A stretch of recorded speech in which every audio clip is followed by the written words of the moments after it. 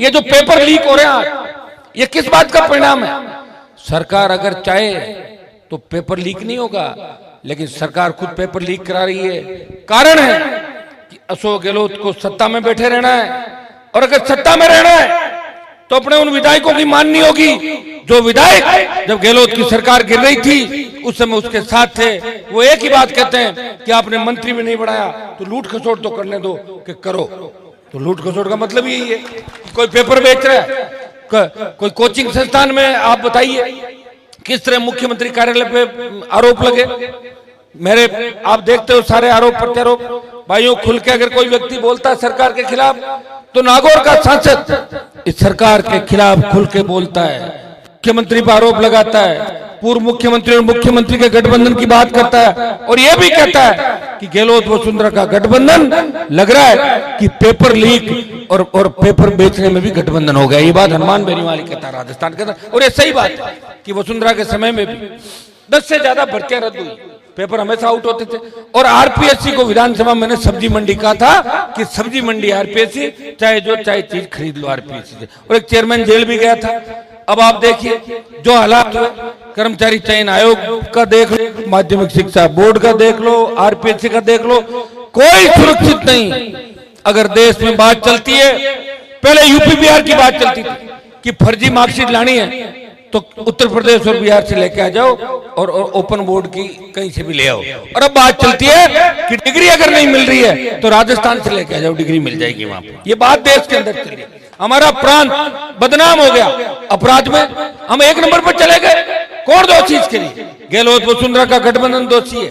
भाइयों, जिन्होंने माफिया को पनपाया, आज बजरी माफिया जिस तरह राजस्थान के अंदर लूट खसोट कर रहा है, बजरी का जो सबसे बड़ा माफिया है, जिस तरह वो भारतीय जनता पार्टी के नेताओं के साथ 7 स्टार होटलों में दिल्ली के अंदर दिखाई देता है, वो गहलोत के ऑफिस के अंदर गहलोत के करीबी लोगों के साथ लंच डिनर करते हुए दिखता है, तो सीधा सीधा संदेश है कि वसुंधरा के टाइम भी वो बजरी माफिया हावी था और गहलोत के समय में भी वही बजरी माफिया हावी है। वो सरकार को चंदा देते हैं, और जो सरकार को चंदा देते हैं वो लूट खसोट करते हैं। वो लूट खसोट किस पे करेंगे?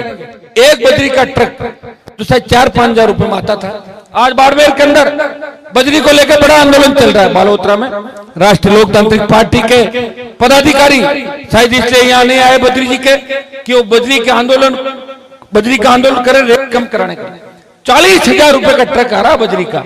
गरीब आदमी कैसे अपना घर बनाएगा बताओ मुझे?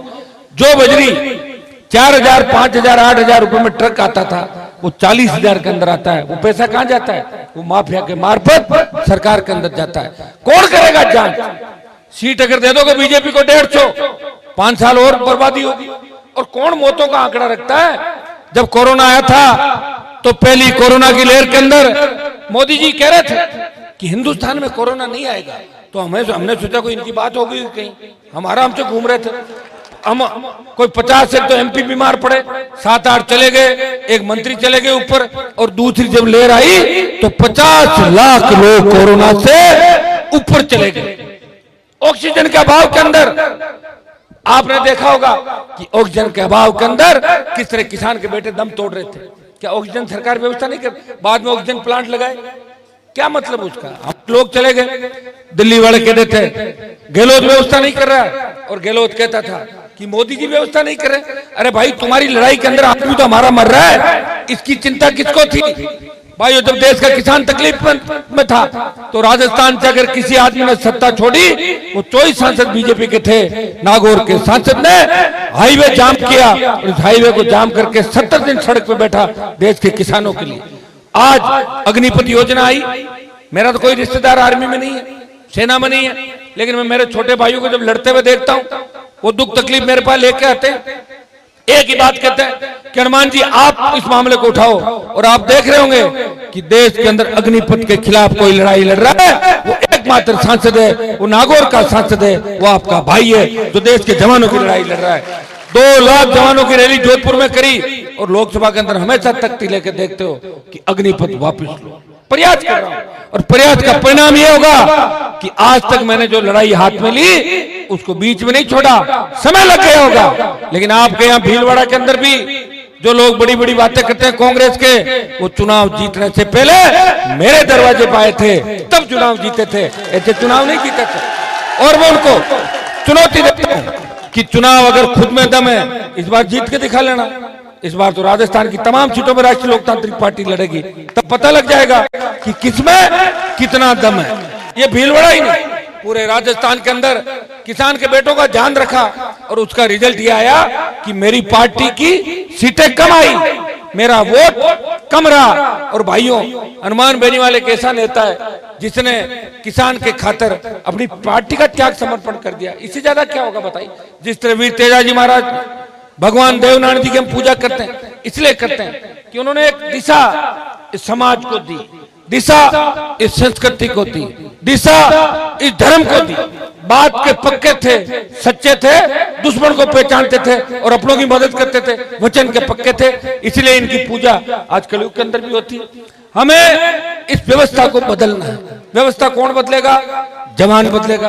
देश की जितनी भी क्रांतियां हुई, उनके युवा कौन थे, नायक कौन थे? आप देखिए, तांत्या टोपे, भगत सिंह, लास्ट जो आजादी का बिगुल बजाओ, भगत सिंह से अंग्रेज डर गए और भाग गए, हिंदुस्तान छोड़ गए।